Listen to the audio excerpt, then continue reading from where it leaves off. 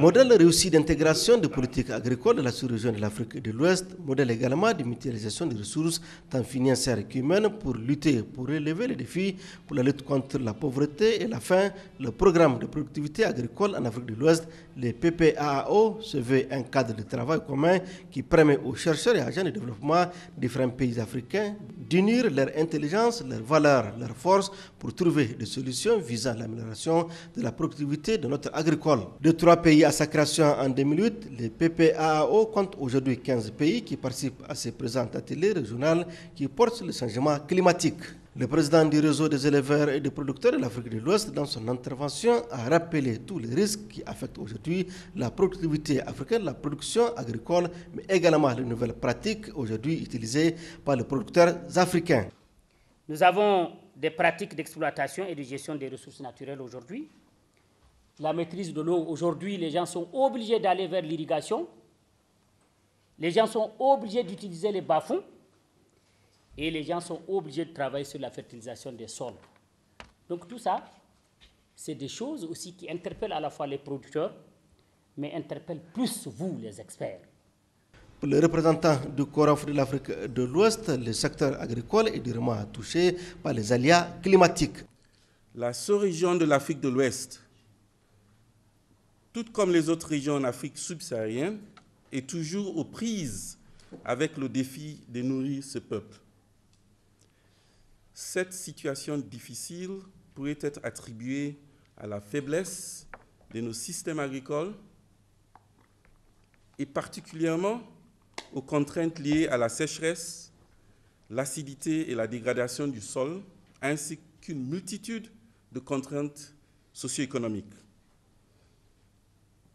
Ce qui est le plus inquiétant est que la population devrait doubler d'ici 2050, comme l'a dit le représentant de l'IFPRI, avec une augmentation correspondante à la demande alimentaire,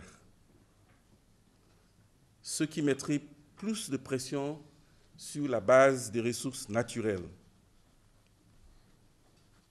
Et c'est dans cette optique que le CORAF-WECAD, en lien avec sa vision et sa mission, œuvre pour générer des technologies et innovations agricoles. En ouvrant les travaux de cet atelier régional de sensibilisation sur le changement climatique, le ministre de l'Agriculture s'est dit réjoui de l'engagement des États à combattre la pauvreté, la faim, mais également à révolutionner l'agriculture sur le continent. Tous les efforts réalisés pour améliorer la productivité agricole et l'espérance des pays de la CEDEAO risquent d'être vains si nous ne prenons pas en compte les effets du changement climatique. Ce dernier constitue une menace sérieuse, en particulier en raison de la forte dépendance de la majorité des habitants de la région à l'agriculture pluviale. En réalité, le changement climatique compromet la survie même de l'agrobiodiversité de la région, de ses écosystèmes agricoles riches et variés et des moyens de subsistance des populations. Il me plaît donc de saluer la présence à cet atelier dans cette salle de nombreux experts sur la question du changement climatique pour partager leur expérience et proposer des solutions concrètes aux populations qui en ont vraiment besoin. Je voudrais surtout témoigner toute la reconnaissance des pays du PAO au CORAF et à ses partenaires pour les efforts fournis afin de permettre aux populations de s'adapter aux effets de la variabilité et du changement climatique. Dans le cadre d'une évaluation de la vulnérabilité de l'agriculture dans 11 pays de l'Afrique de l'Ouest face au changement climatique, un ouvrage intitulé « L'Afrique de l'Ouest et le changement climatique, une analyse globale » vient d'être publié et constitue aujourd'hui un guide en matière d'adaptation au changement climatique.